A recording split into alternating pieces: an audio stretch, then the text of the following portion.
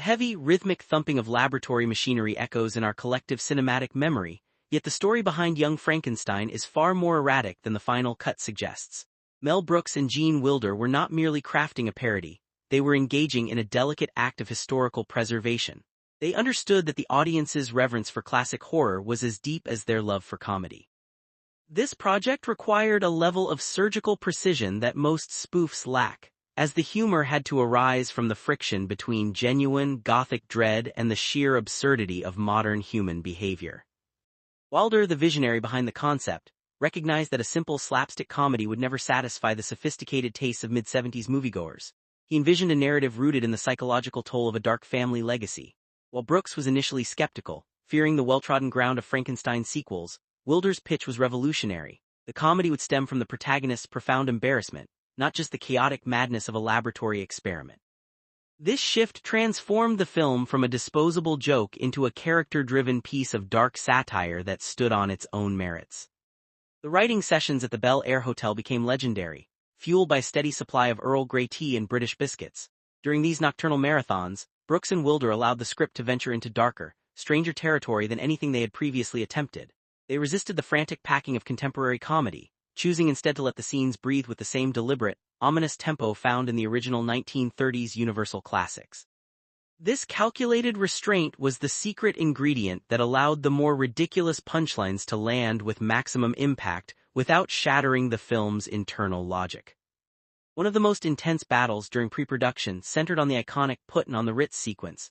To a studio executive, a tap-dancing monster was a bridge too far, and even Brooks feared it would alienate the audience by breaking the Gothic spell they had worked so hard to cast. Wilder, however, was adamant. He understood that the joke only functioned if Frederick Frankenstein believed, with absolute, unwavering conviction, that his creation was a success. By committing to the bit, they bridged the gap between high-concept parody and genuine character development, proving that absurdity requires total sincerity to work. The fight for creative control extended to the very aesthetic of the film, specifically the decision to shoot in black and white. Columbia Pictures saw it as a commercial liability, a choice they believed would relegate the film to the status of dusty television reruns. Brooks, acting on his deep-seated appreciation for the genre's history, refused to budge. He knew that color would wash away the shadows and textures that made the original horror films iconic. This was an artistic hill he was willing to die on, and it ultimately became the film's defining stylistic victory. Cinematographer Gerald Hirschfeld was initially skeptical of the black and white mandate, even suggesting a compromise where the film would transition into color. However, as the production moved forward, he realized that Brooks was creating something far more ambitious than a standard studio comedy. They were building an entire world from the ground up, utilizing production designer Dale Hennessy's towering sets. These massive, cavernous interiors were designed not just to be funny, but to be authentic, imposing, and genuinely atmospheric, setting the stage for a film that would look as good as it felt. The sheer scale of the sets presented a nightmare for lighting crews, who were tasked with creating shadows that didn't just hide the set but framed the comedy. Brooks demanded heavy contrast, moving away from the flat, bright lighting typical of comedic films at the time. This technical ambition meant that every frame had to be carefully constructed to ensure the actors remained visible within the deep, dark silhouettes of the castle. It was a rigorous approach that elevated Young Frankenstein above its peers, turning it into a visual masterpiece of comedic noir. Bringing the laboratory to life required more than just paint and wood. It required the authentic touch of someone who had been there before. Kenneth Strickfaden, the unsung hero behind the electrical wizardry of the 1931 original, became the production's most vital asset. Pulling these massive historical machines from his garage and bringing them to the set was a masterstroke of authenticity. When Strickfaden arrived, he didn't just provide props. He acted as a guardian of a fading cinematic tradition, ensuring that the visual language of the original films was perfectly preserved. The laboratory scenes became the epicenter of the production's chaotic energy, as Strickfaden worked to make the equipment look and act as it had decades prior. The sparks, the arcs, and the massive Jacob's ladders were not CGI illusions, they were real high-voltage reactions. Crew members were genuinely uneasy witnessing 500,000 volts of electricity cracking through the air, creating a palpable sense of danger that bled into the performances. It was an environment that demanded focus, yet it served to ground the absurdity of the dialogue in a reality that felt genuinely scientific, if slightly deranged. William Tuttle's makeup department was tasked with a monumental challenge: making the actors look like gothic monsters while maintaining the ability to convey nuance and comedy. The green tone makeup was a stroke of genius, designed specifically to translate into a corpse-like texture under the harsh, high-contrast lighting of black and white film. Peter Boyle's transformation into the monster was not just about the forehead prosthetics, but about the patience required to exist under such heavy layers. It was a testament to the dedication of the entire team that the monster could feel both terrifying and pitiable simultaneously. Marty Feldman's arrival on set as Igor changed the chemistry of the film instantly. Known for his unorthodox appearance and brilliant physical timing, Feldman brought a level of improvisational genius that Brooks and Wilder hadn't even fully anticipated. His addition turned simple interactions into complex comedic puzzles, as he possessed the rare ability to command attention even when he was barely moving.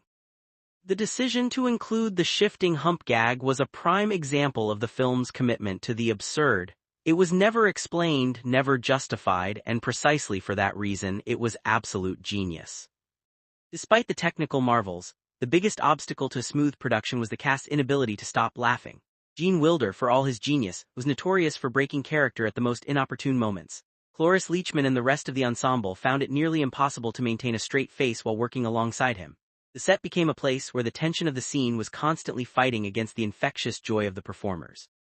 It created a unique atmosphere where the laughter felt earned, a byproduct of the sheer absurdity they were all engaged in creating.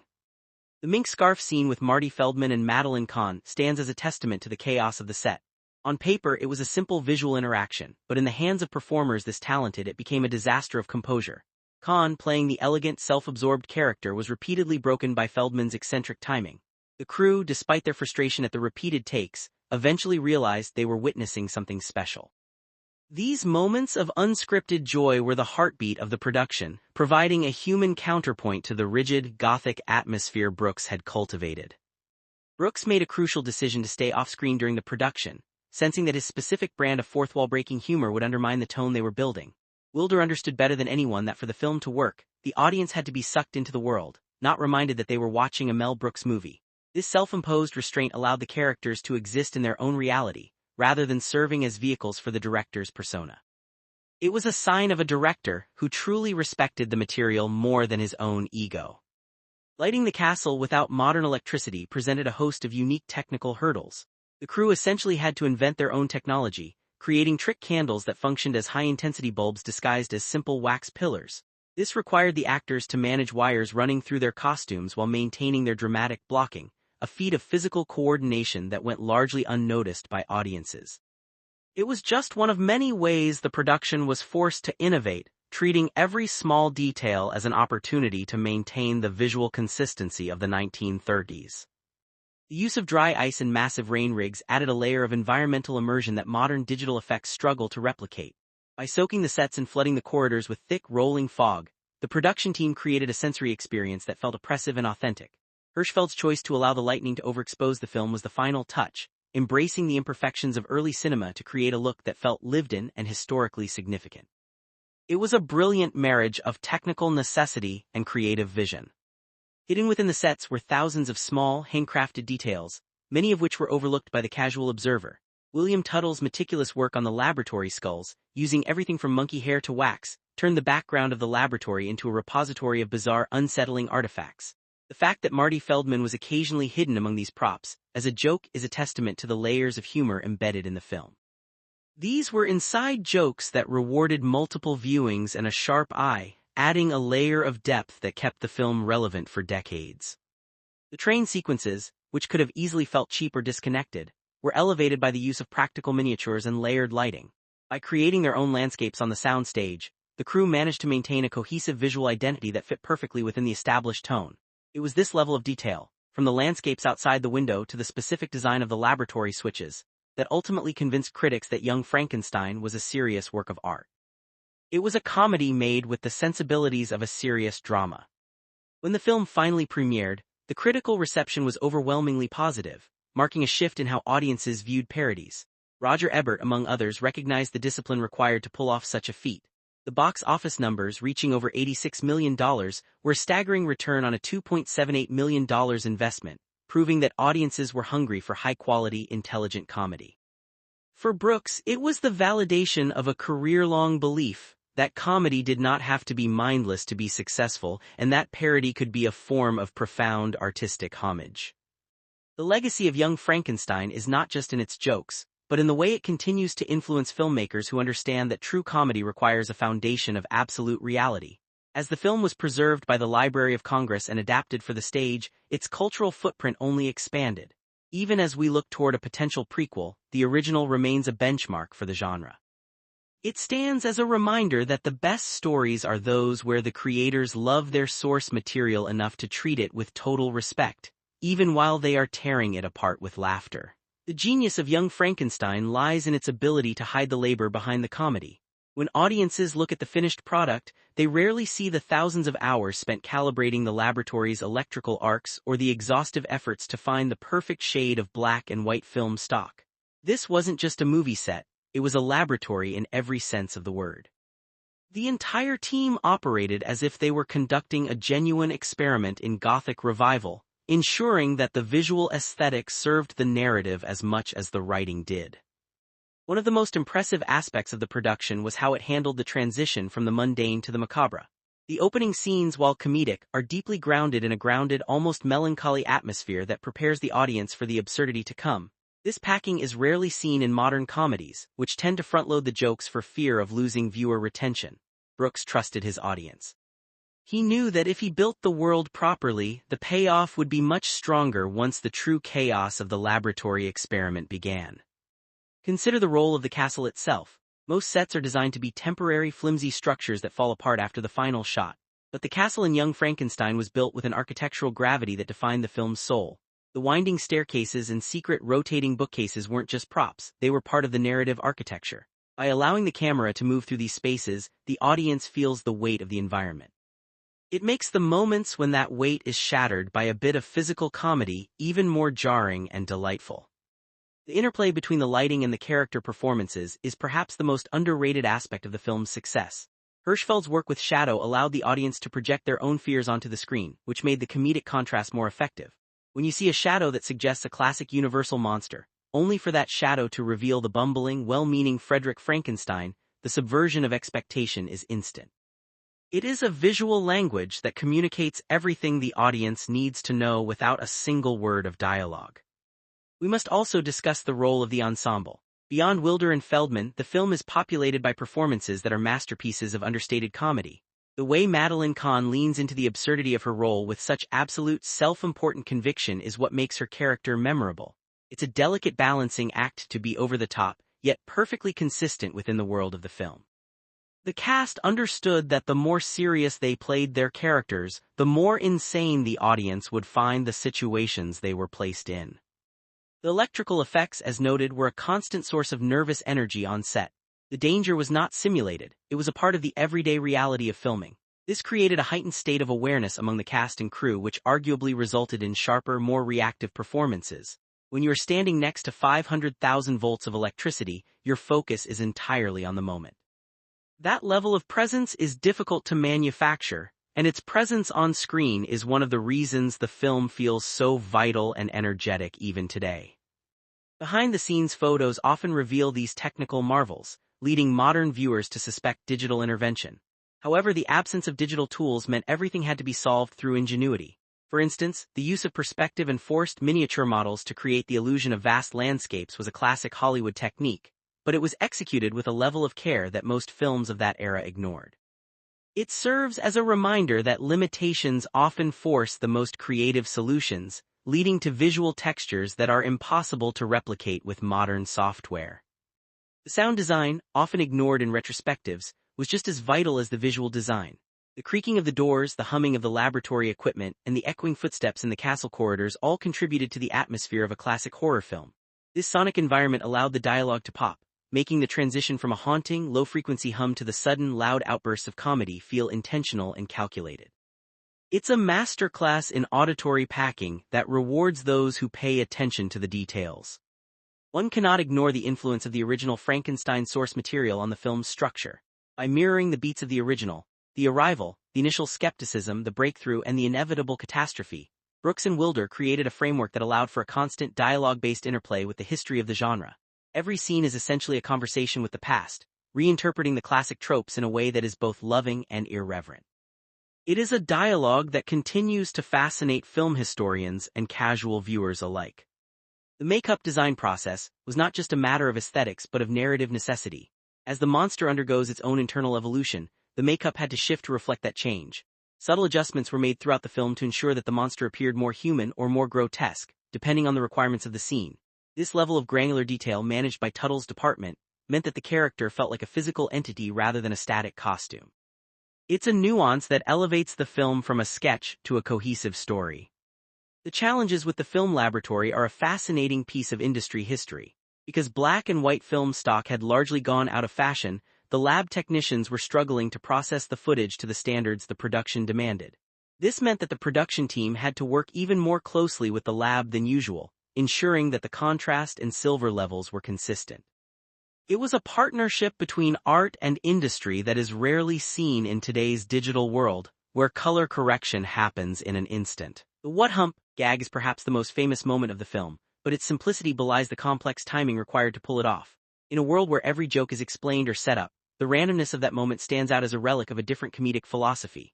It is a joke that refuses to explain itself, respecting the audience's intelligence enough to let the absurdity speak for itself. It is exactly this kind of narrative confidence that defines the film's enduring appeal.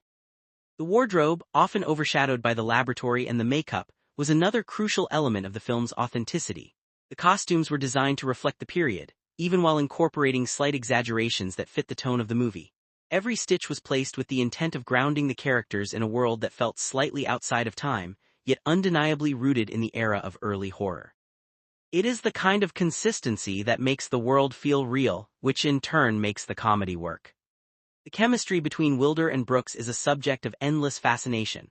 It was a partnership of equals, with Wilder providing the emotional center and the character development, while Brooks provided the comedic structure and the visual ambition. This balance is what prevents the movie from becoming too dark or too silly. They were constantly correcting each other, constantly refining the vision, and it shows in every frame.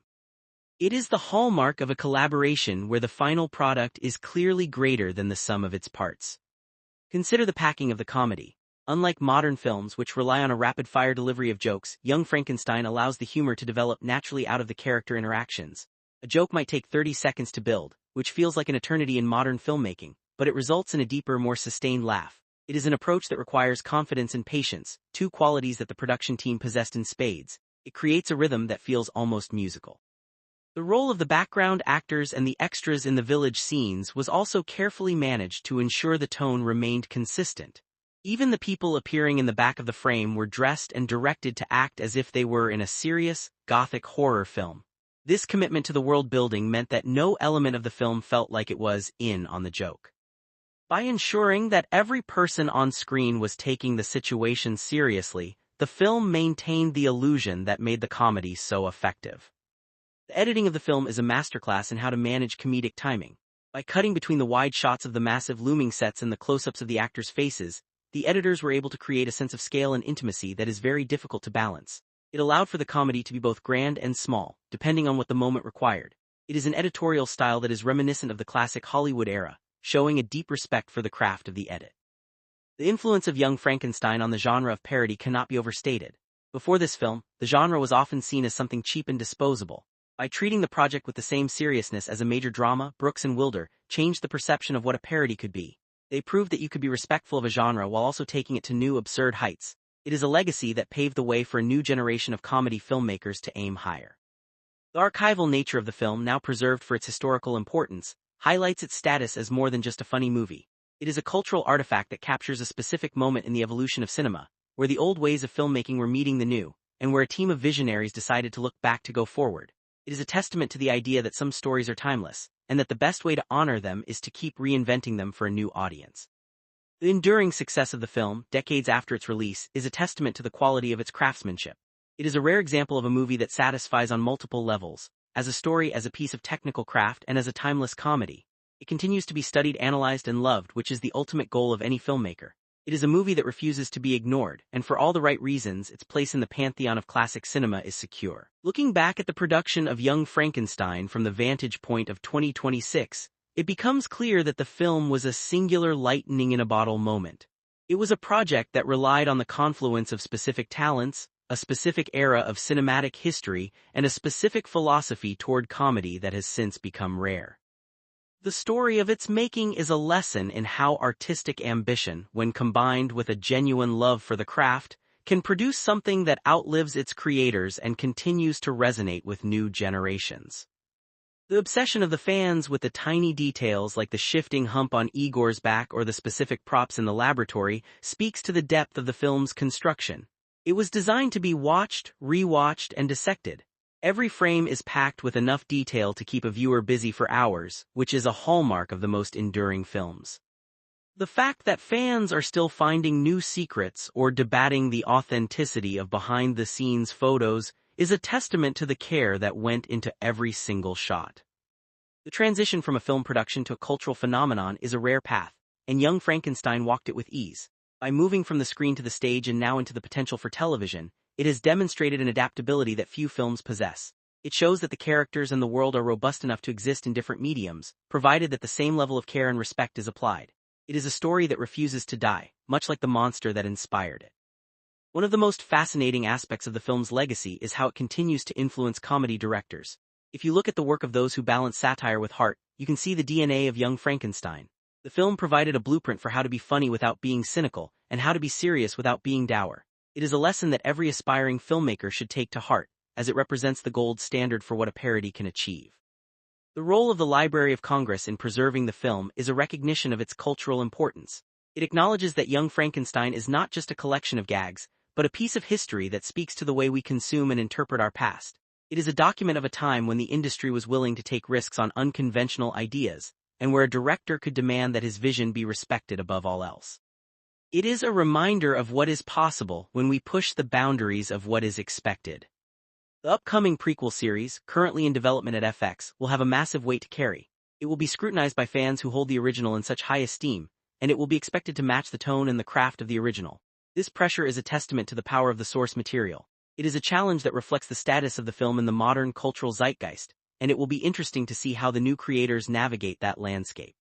We also have to consider the impact of the film on the actors themselves. For many of them, it became a defining project, one that allowed them to showcase a range of talent that they might not have had the opportunity to demonstrate elsewhere. The memories they shared, the stories of the chaos on set, and the genuine affection they had for each other are all a part of the film's legacy. It was a communal effort that resulted in a lasting bond, which is something that you can feel through the screen. Technical innovations, from the trick candles to the miniature landscapes, are still studied in film schools today. They represent a way of working that has largely been lost to the digital age, which makes the film an essential resource for those who want to understand the history of practical effects. It is a record of a time when the physical, tactile nature of filmmaking was the source of its magic, and it remains a touchstone for those who believe that there is still a place for the tangible in cinema. The dialogue, much of which has become iconic, is a study in how to craft a joke that feels timeless. The writing was so sharp and the delivery so precise that even decades later, the lines still hit with the same force. It is a result of the collaboration between Brooks and Wilder, who were committed to a standard of quality that was simply higher than what was common at the time. They were not just writing jokes, they were writing characters who could live in a world of their own making. The visual style, with its stark black and white photography, remains as impactful as it was on the day of its release. It is a reminder that color is not always the answer, and that sometimes stripping away the visual information allows the viewer to focus on what matters most, the story and the characters. It is a lesson in minimalism that the modern era, with its obsession with visual clutter, would do well to learn from. The way the audience reacted to the film, moving from initial skepticism to widespread admiration, is a story of how a piece of art can find its way into the culture. It didn't need to be a blockbuster to be a success, it just needed to be good. And because it was good, it gained a word-of-mouth reputation that carried it far beyond its initial release. It is a success story that proves that quality will eventually find its audience, no matter how long it takes. The role of the production designer, Dale Hennessy, deserves more recognition than it has received. Without his ability to create a world that felt both authentic and surreal, the film would have collapsed under the weight of its own ambition. He was the architect of the madness, and the fact that his work still looks so impressive today is a testament to his genius. He allowed the film to feel like a place you could actually visit, which is the dream of every production designer. The contribution of William Tuttle to the film's look was similarly foundational. His work on the makeup, and his ability to adapt that work for the specific demands of black and white photography, was a crucial part of the film's visual language. Without his skills, the characters would have lacked the depth and the texture that made them feel real. It is a reminder that the craft of filmmaking is a collaborative effort, and that every department is essential to the success of the whole. Looking ahead, it is clear that the legacy of Young Frankenstein is secure. It has earned its place as one of the defining works of 20th-century comedy, and its influence will continue to be felt for many years to come. It is a story of a group of people who set out to make something they loved, and in doing so, they created something that the rest of the world would come to love as well. It is a triumph of artistic vision, and it remains an inspiration to anyone who dreams of creating something that lasts. The story of the film's creation is just as entertaining as the movie itself. From the nightly sessions at the hotel to the danger of the laboratory equipment, it is a narrative that is filled with life, energy, and a touch of the absurd. It is a story that deserves to be told and retold, because it serves as a reminder of what can be accomplished when we are not afraid to be a little bit different. It is a story of a journey that began with a coffee break and ended with a masterpiece. As we move forward, we should hold on to the lessons that Young Frankenstein teaches us. That quality matters, that the details are important, and that there is always room for a little bit of madness in the pursuit of something meaningful. It is a film that reminds us that we should never stop laughing, even when the world feels like it is falling apart. And most importantly, it reminds us that there is a beauty in the way we tell our stories, and that those stories can connect us in ways that nothing else can. The continued interest in the film, even in a world that has moved on to new forms of entertainment, is a powerful indicator of its lasting value. It suggests that there is something fundamental about the story that continues to resonate, regardless of the era. It is a piece of art that invites us to look at our own flaws and our own legacies with a sense of humor and a bit of grace. It is, in the end, a reflection of the human condition, and that is why it remains as vital and relevant as ever. The future of the film, whether through new adaptations or continued analysis, is a bright one. It is a story that is not going anywhere, and that is a good thing. It is a touchstone of our culture, a piece of our shared history, and a testament to the power of a single great idea. We should all be grateful that Mel Brooks and Gene Wilder decided to spend their time drinking Earl Grey tea and writing the story of a man who just wanted to escape his grandfather's shadow. Looking back, it is impossible not to be impressed by the sheer audacity of what they attempted. They wanted to make a movie that was both a tribute and a parody, a feat that is often cited as impossible. But they did it, and they did it with a level of grace and humor that still sets the standard today. It is a reminder that the impossible is only a matter of perspective, and that with the right team and the right vision, anything can be achieved. In closing, Young Frankenstein stands as a monument to the power of a shared creative vision. It was a project that brought together some of the most talented people in the industry and pushed them to be their best. It is a film that remains as fresh and as funny as it was on the day it was released, and that is a testament to the enduring power of a good story well told. It is and always will be a classic of the highest order, a beacon of creativity, and a testament to the joy of making something truly special.